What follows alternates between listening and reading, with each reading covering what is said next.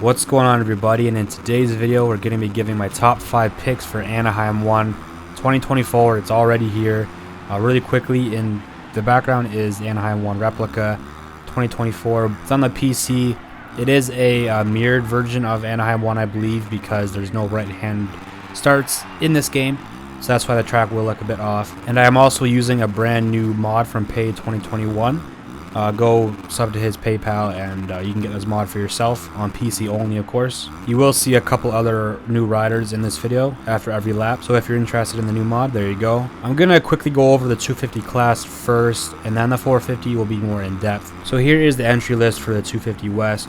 Main riders are Max Voland, RJ Hampshire, Marchbanks, Joe Shimoda, Jordan Smith, Ryder D, Talon Hawkins, maybe, I don't know, Carson Mumford, Levi Kitchen, Mitch Oldenburg, Nate Thrasher.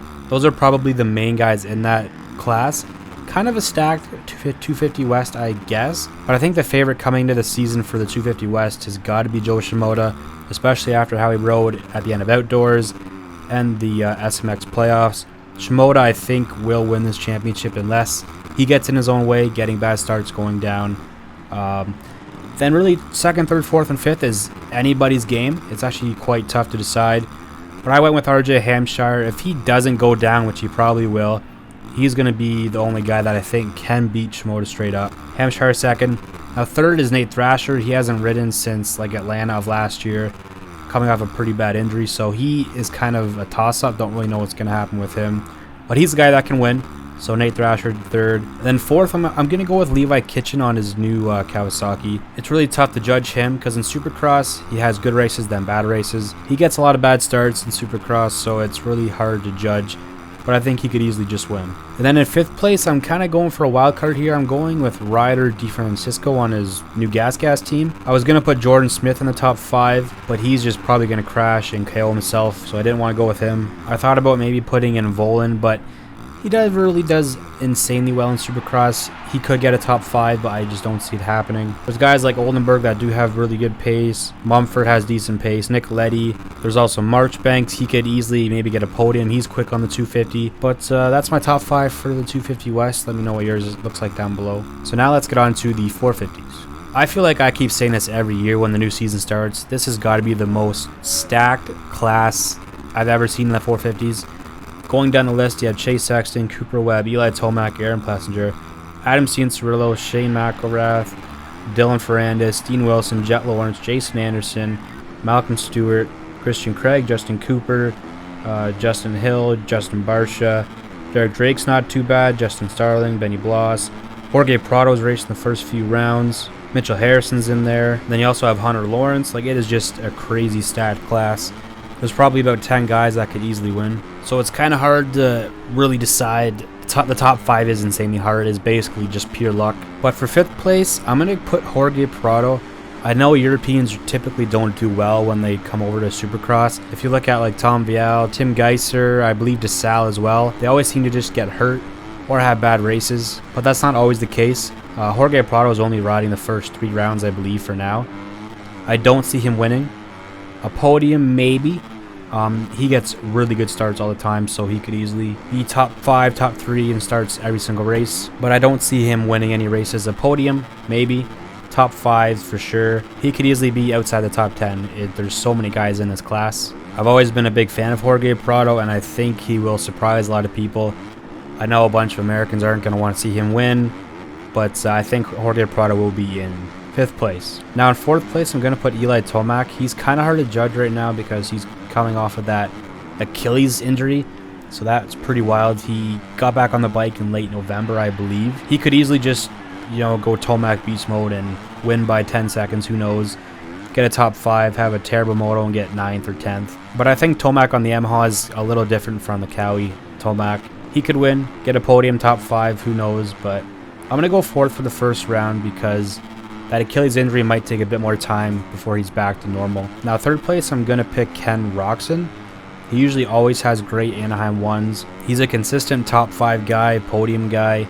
I believe he only won 1 race last year, but I think he's going to win again this year. He could easily win at A1, but I just had to go with 3rd place. It's a safe bet for Kenny. He gets decent starts usually, and he's always kind of battling in the top 5, top 3. I don't think he quite has the pace to beat Sexton or Jet yet, but it's a possibility for sure. As long as he stays on the bike, I think he's going to be top 5, top 3 for sure. Now in second place, I'm going to go with Chase Sexton.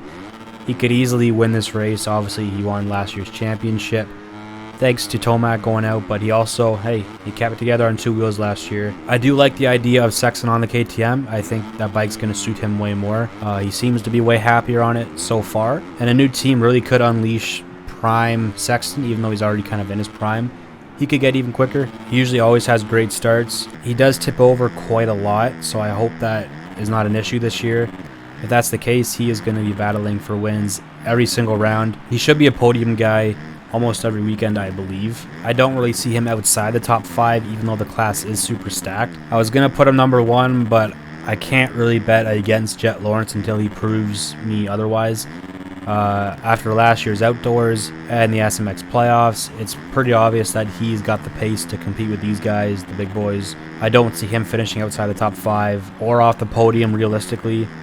I think he's going to be battling for the win. I think he's also going to battle for the championship this year. He's basically a really flawless rider. You rarely see him make mistakes or go down. We haven't really seen him race a 450 on a full-on Supercross track yet, so who knows, things could be a bit different. But I think even if he starts 6th or 7th, he's going to claw his way back to 2nd or 3rd, maybe even a win. He's just so fast, so hard to bet against. I think he's the favorite going into round 1. I guess I'll also give my predictions for the championship. 250 West, I'm going to go Shimoda. In 450, I think it's probably going to be Jet Lawrence. I'd like to see Tomac win. He's always been my guy. But I'm going to go with Jet Lawrence because I think it's just super hard to bet against him right now. Also, I think people are probably wondering where's Cooper Webb. I just simply do not like the idea of him back on the Yamaha, even though the bikes are way better now. I just don't like the idea of him going back to Yamaha. He was kind of falling off at the end of his KTM career. He didn't win any races last year in Supercross or Nationals, I don't think. So I don't like the idea of him on Yamaha, and until he proves me otherwise, I'm not very convinced on Cooper Webb this year, even though he is a Supercross guy. I'm probably going to make this into a weekly series, maybe make my own tracks for every round. And yeah, that's my top 5 for each class. The 450s, there's 20 damn million guys who could win that. So let me know what your list may look like down below. But other than that, I hope you enjoyed this video. And as always, take care.